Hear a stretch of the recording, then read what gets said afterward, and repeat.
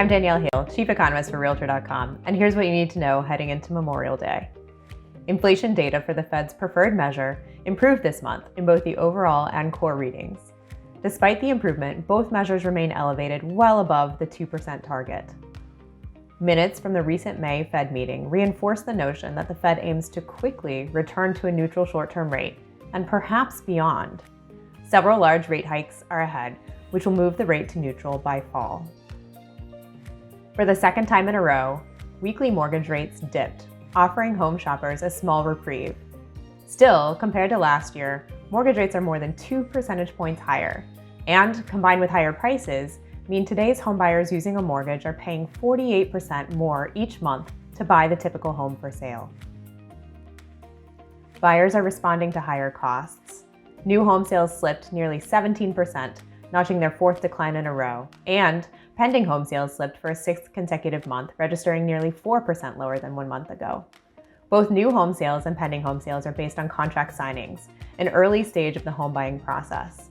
Dips here indicate more weakness ahead for home sales.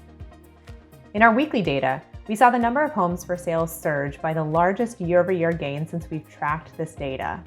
Part of this increase is due to cautious buyers navigating surging housing costs.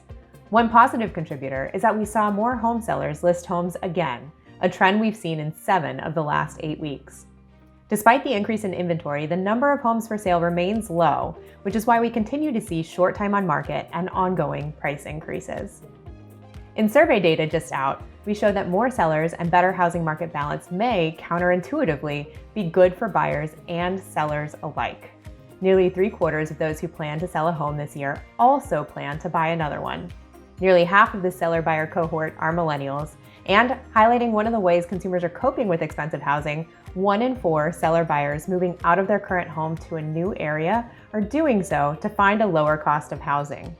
This is consistent with our April Hottest Housing Markets report, which shows that homes in lower cost markets in the Northeast, South, and Midwest are seeing lots of home shoppers and fast-selling properties.